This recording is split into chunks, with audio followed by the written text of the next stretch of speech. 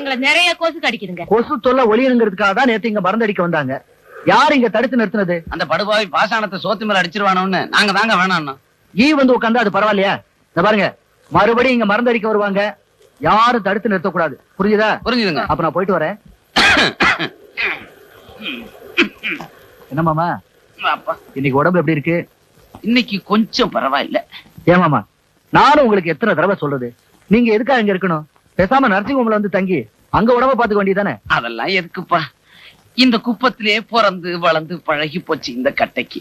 அதுவும் தவிர இங்க இருக்கிற இயற்கை காத்து ஆஸ்பத்திரியில கிடைக்குமா? ஏப்பா, நீதான் தினமும் வந்து என்ன பாத்துட்டு போறியே. அத்தை, மாமாவுக்கு வேளா வேலைக்கு மருந்து கொடுக்குறீங்கல்ல? கஞ்சியோட சேர்த்தானே கொடுக்குறீங்க. என்ன பேசாம இருக்கீங்க? வீட்டுல அரிசி. அத்தை, இந்தாங்க பணம். முதல்ல போய் அரிசி வாங்கி மாமாவுக்கு கஞ்சி வச்சு கொடுங்க. என்ன யோசிக்கிறீங்க? நான் என்ன மூணாவது மனுஷனா? புடிங்க அத்தை, புடிங்க. தம்பி, என்ன மாமா, இது வரைக்கும் நீ செஞ்சிருக்க உதவிக்கு நாங்க எத்தனை ஜென்மம் எடுத்தாலும் உன் கடன் தீராதுப்பா. ஏன் மாமா பெரிய வார்த்தையெல்லாம் சொல்றீங்க? மாமா, என்ன இதெல்லாம்? நீங்க நல்லா ஓய்வு எடுத்துக்கீங்க. அத்தை, நாளை காலையில வந்து பாக்குறேன். மாமாவை நல்லா பாத்துக்குங்க. வர்றேன்.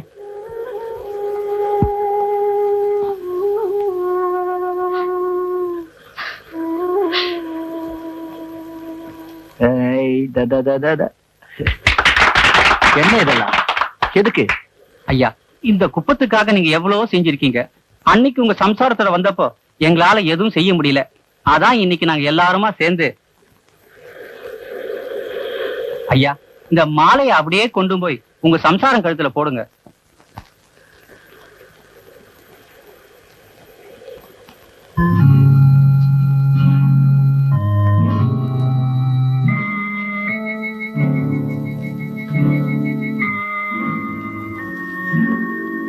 சாரி ஜெயா, இன்னைக்கு லேட்டா போயிடுச்சு.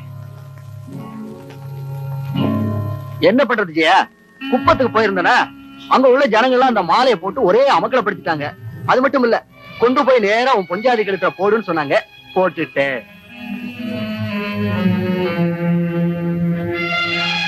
பாத்தியா பாத்தியா பாத்தியா, போச்சுட்ட பாத்தியா? இந்த பாரு, சத்தியமா சொல்றேன், நாளைக்கு சீக்கிரமா வந்துடுவேன். இப்படி தினமும் நீங்க சொல்றது உங்களுக்கு அழுக்காம இருக்கலாம், ஆனா இத கேட்டு கேட்டு எனக்கு சலிச்சு போச்சு. ஜெயா, வாங்க சாப்பிடலாம். ஏமா ஏமா, தாயே தாயே, கோச்சுக்காத தாயே.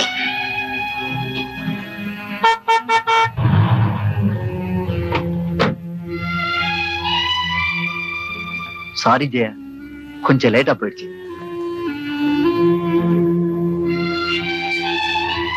மன்னிச்சிரு ஜெயா, கொஞ்சம் லேட்டா போயிடுச்சு.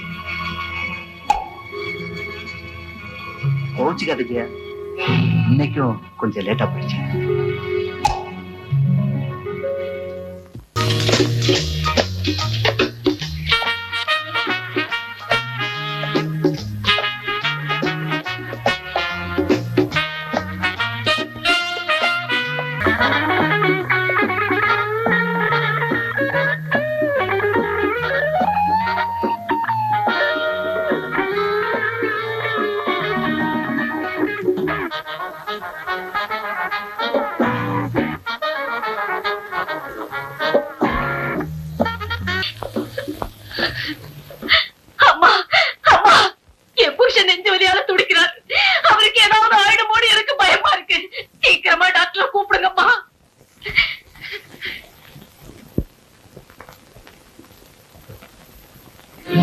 இன்னைக்கு ஒரு நாள் அவர் சீக்கிரமா வந்திருக்காரு.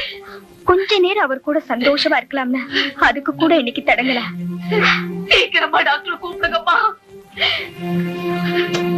டாக்டர் இல்லையம்மா. கடவுளே, ஆஸ்பத்திரியில போய் கேட்டா வீட்டுக்கு போயிட்டாங்கன்னு சொன்னாங்க. இன்னும் வரலையம்மா? வரல. ஏம்மா, ஐயா வந்து உடனே வீட்டுக்கு வர சொல்றீங்களா? இத பாருமா, எதுக்கும் வேற டாக்டர் யாரையாவது கூட்டிக்கிட்டு போய் பாருங்க.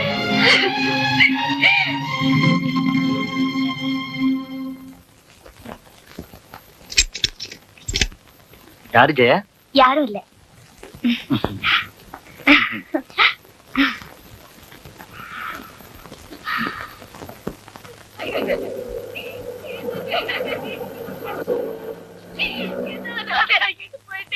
நீ அது யார் இருக்கா? என்னங்க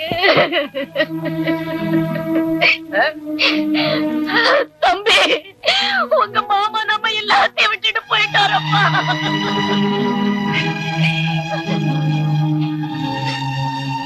தம்பி, உங்க மாமா உன்னை கடைசி நேரம் வரைக்கும் பார்க்கணும்னு துடித்தாரையா. என்ன அனாதையாக்கிட்டு போயிட்டாரையா. எந்த நேரமா இருந்தாலும் மாமாவுக்கு ஏதாவது ஒண்ணுனா என்ன வந்து கூப்பிடுங்கன்னு சொல்லி இருந்தனே, என்ன செஞ்சிட்டு இருந்தீங்க? ஐயோ, ராத்திரியே உன் வீட்டுக்கு ஓடி வந்தேயா. ராத்திரி வீட்டுக்கு வந்தீங்களா? எத்தனை மணிக்கு? 10 மணி இருக்கும். ஆமாய்யா, எங்க துரதிஷ்டம் நீ வெளியே போயிருக்கதா அம்மா சொன்னாங்க. என்ன நேரம் ஆனாலும் ஐயா கிட்ட சொல்லுங்கன்னு சொல்லிட்டு தான் ஐயா வந்தேன்.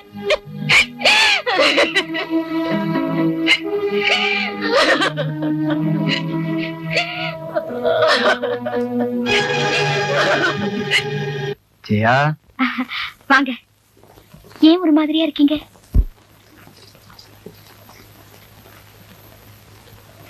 நேத்து ராத்திரி 10 மணிக்கு என்ன தேடிட்டு யாராவது வந்தாங்களா? நான் வெளியில போயிருக்கேன்னு சொல்லி அவங்களை அனுப்பிச்சியா? அந்த அம்மாவுடைய புருஷன் இறந்துட்டாரு. நீ செஞ்ச காரியத்துக்கு பேர் என்ன தெரியுமா? கொலை. அவசரப்பட்டு பேசாதீங்க. கொலைன்னு சொல்ற மாதிரி நான் என்ன தப்பு செஞ்சேன்? நான் வீட்டுல இருந்தும் இல்லேன்னு என் லட்சுமி அம்மாட்ட சொல்லி அனுப்பிச்சேன். வேற டாக்டர் கிட்ட போவாங்கன்னு தான் அப்படி சொன்னேன். ஒரு விதத்துல அது என் கடமை. கடமைங்கிற பேர்ல திட்டம் போட்டு கொலை செஞ்சேன்னு சொல்றியா? நிறுத்துங்க. திரும்ப திரும்ப அந்த வார்த்தையை சொல்லாதீங்க. நான் என்ன லட்சுமி அம்மாவோட புருஷனை கழுத்து நெரிச்சு கொண்டேனா, இல்ல மருந்து வச்சு சாகடிச்சேனா? தினம் பாதி ராத்திரிக்கு சோர்ந்து போய் வீட்டுக்கு வரீங்க. நேத்து ஒரு நாள் நீங்க சீக்கிரமா வந்தீங்க. அந்த ஒரு ராத்திரியாவது சந்தோஷமா இருக்கலாம்னு நினைச்சேன். அது தப்பா? உன்னோட ஒரு நிமிஷம் சந்தோஷத்துக்காக பெத்த தகப்பனை விட மேலான ஒருத்தரை பழி வாங்கிட்டியே. மறுபடியும் அந்த வார்த்தையை சொல்லாதீங்க. 1000 தடவை அதே தான் சொல்வேன். உங்க அப்பாவோட பிறந்த நாளைக்கு நீ ஓடல, அதை நான் தடுத்தனா? மரணப்படுக்கையில இருந்து என்ன பார்க்கணும்னு துடிச்சவரை பார்க்க விடாம பண்ணிட்டியே. உளராதீங்க. மத்தவங்க மாதிரி நீங்களும் குடும்பம் வீடுன்னு இருக்கணும் தான் ஆசைப்பட்டேன். எத்தனை நாளைக்கு தான் கடிகாரத்தையும் வாக்குப்படியும் பாத்துக்கிட்டு இருக்கிறது? என் தொழில் அப்படி. எல்லாருக்கும் காலையில 10 மணில இருந்து 6 மணி வரைக்கும் தான் ஒர்க்கிங் ஹவர்ஸ். ஆனா டாக்டர் தொழிலுக்கு நேரங்காலமே கிடையாது. பின்ன ஏன் என்ன கல்யாணம் பண்ணிக்கிட்டீங்க? அதேதான் நானும் உன்னை கேட்கிறேன். அவர் டாக்டர் தெரியுமில்ல, பின்ன ஏன் என்ன கல்யாணம் பண்ணிட்டேன்? ஊர் உலகத்துல மத்த டாக்டருங்கல்ல, அவங்க எல்லாம் இப்படித்தான் பாதி ராத்திரி வரைக்கும் ஊரை சுத்துறாங்களா? சுத்துறேன். எங்க சுத்துறேன்? எவ்வளவு சுத்துறேன்? நான் பாக்குறது டாக்டர் தொழில் மட்டுமல்ல, சேவை. நாள் பூராவும் எனக்கு அந்த ஒரே நினைப்புதான். ஆனா உனக்கு வீடு குடும்பம் அந்த ஒரே நினைப்புதான். அதுல என்ன தப்பு? நானும் உங்களை மாதிரி ஒரு மனித பிறவிதான். என்ன சந்தோஷமா வாழ வைக்க வேண்டியது உங்க கடமை இல்ல? அத ஒரு நாளாவது நீங்க நினைச்சு பாத்தீங்களா? இல்ல நினைச்சு பார்க்கத்தான் முயற்சி பண்ணீங்களா?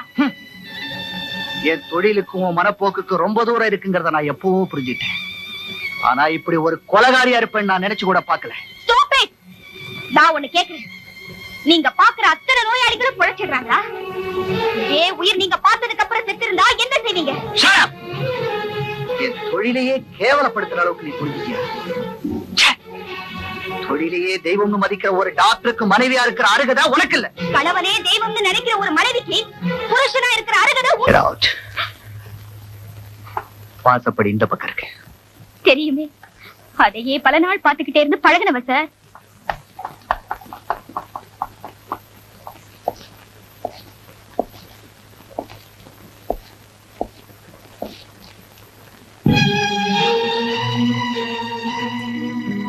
என்னைக்கு என்ன நீ சரியா புரிஞ்சுக்கிறியோ அன்னைக்கு திரும்பி வா. ஒரு டென்னிஸ் சாம்பியனை காதலிச்சேன், ஏமாற்றும். ஒரு பண்புள்ள டாக்டரை கல்யாணம் பண்ணிக்கிட்டு ஏமாற்றும். இப்ப ஒரு காட்டு மிராண்டிக்கிட்டே இருந்து விலகி போறேன். திரும்பி வரதா இல்ல? மிரட்டி பாக்குறியா? நான் என்ன ஆம்பளையா? கைய உங்க.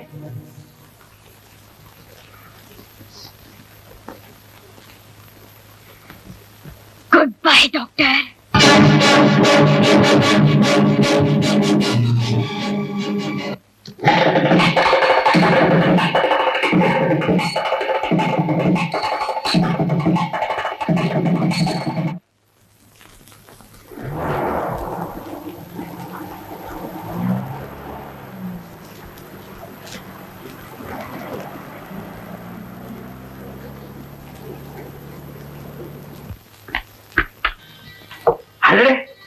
என்னம்மா உன் வீட்டுக்காரர் வரல?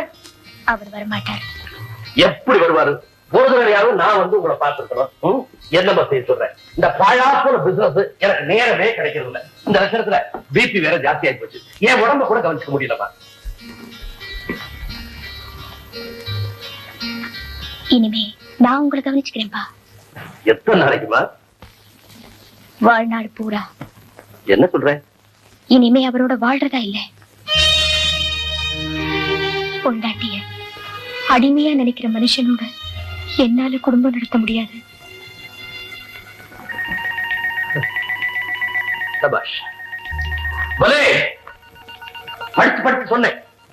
காதல்ங்கிற திரையை போட்டா திரைக்கு பின்னால் இருக்கிறது யோகியனா அயோக்கியனா நல்லவனா கெட்டவனா எதுவுமே தெரியாது. உனக்கு பிடிவாதம். ரெக்கையை கட்டி பறந்தேன். இப்போ அந்த ரெக்கை ஒடிஞ்சு கீழே விழுந்துட்டா ஊரு தெரிஞ்ச சிரிப்பான். லட்ச லட்சமா செலவு பண்ணி மகளுக்கு கல்யாணத்துல நடத்தினா சொவுத்துல அடித்த பந்தா மக திரும்பி வந்துட்டாங்க.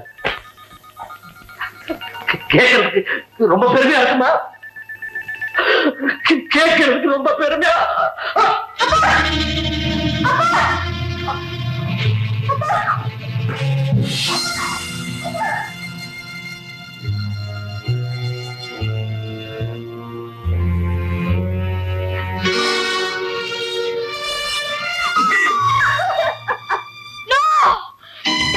வண்டியில் இருக்கு.